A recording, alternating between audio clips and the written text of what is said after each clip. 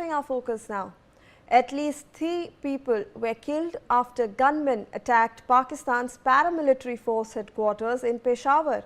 The defence complex, the headquarters of the Frontier Constabulary paramilitary force, was also hit by 2 suicide bombers. Reports stated that the first suicide bomber carried out an attack on the main entrance of the Constabulary, while the other one entered the compound. The headquarters of the force is located in a crowded area close to a military cantonment. Local residents in the area told the news agencies that the road leading to the defence facility has now been closed for traffic and cordoned off by the army, police and security personnel. Soon after the attack, several videos also started circulating on social media, claiming that the blasts were heard. Let's in fact look at those visuals that we have received from the ground. Sir ये भी यहाँ bomb blast हुए सामने SC headquarter पे station के सामने BRT यहाँ से जरा निकलना मुश्किल है सारे बंद करने road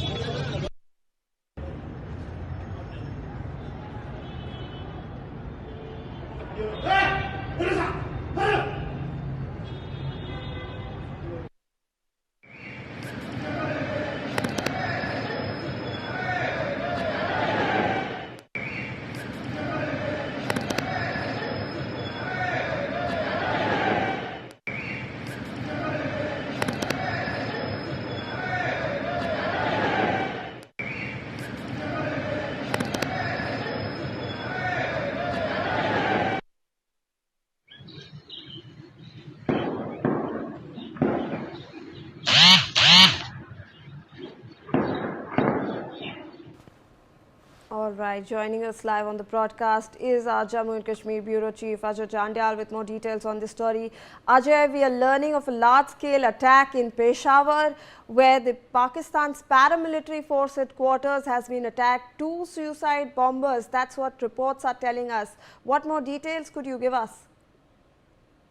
Yes, another attack on Pakistani forces, and this time in, Peshawar, and according to information, 2 suicide bombers and several other, with supporting fighters, they have carried out this attack on the central paramilitary forces of Pakistani and Pakistan. And according to information, several casualties appeared in this attack, and there are some reports that 2 suicide bombers, they also have lost their life, and they have been killed by the Pakistani forces. But the thing is that this is not going to be end soon. That seems that Pakistan is not able to tackle the situation in Balochistan, Peshawar and other part of Pakistan like Khyber Pakhtunkhwa, and it seems that Balochistan Liberation Front or the Balochistan Liberation Army rebels are behind it, and they have carried out this massive attack on the Pakistani forces.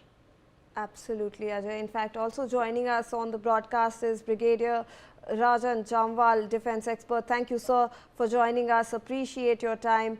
A very good morning to you. We want to understand, sir, the instability that is currently existing in Pakistan, because we are seeing such terror attacks taking place in Pakistan. It's blaming all its neighbors for this, but we know that for sure that this is instability that Pakistan hasn't been able to control inside its own territory, sir.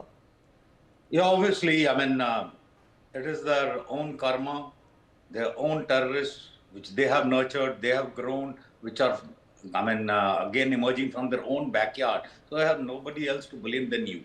As far as this attack is concerned, since it is in Peshawar, which is de facto TTP territory, so I suspect mostly the TTP, and the way it has been engineered, suicide attacks and all, it gives a little TTP signature. Anyway, the time will tell whether it was TTP or anybody else, but most probability is a TTP operation, because signatures are of the operation are of the TTP, which believes more in suicide explosions and all this thing.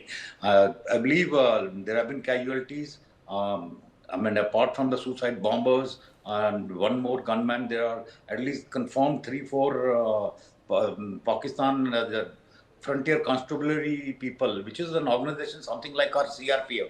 It's a paramilitary force which is headquartered next to their military headquarters and a very crowded area. And so obviously there are going to be casualties. Further, the gunmen are still inside. I mean, they are believed to be still inside and fighting it out. So it's going to take some time because they would have taken some fortified positions inside the complex, and their aim would be to cause maximum possible casualties. So it will be some time before they can mobilize. The Pakistan army move some additional troops and neutralize these people. And by that time, there would be significant number of casualties one can suspect. As usual, Pakistan will keep saying India is behind this, so and so is behind this thing, without analyzing its own fault lines. There is not a fault line. Pakistan is right now sitting on a cross section of fault lines which span across their territory. I mean, not only on the border, the inside, everywhere it is sitting on fault lines. It has to work to, repair those fault lines. Otherwise, it's on the way down. I mean, the very threat that they give that if we go down, we'll take half the world with us, means they are themselves very sure that they are certainly on the way down.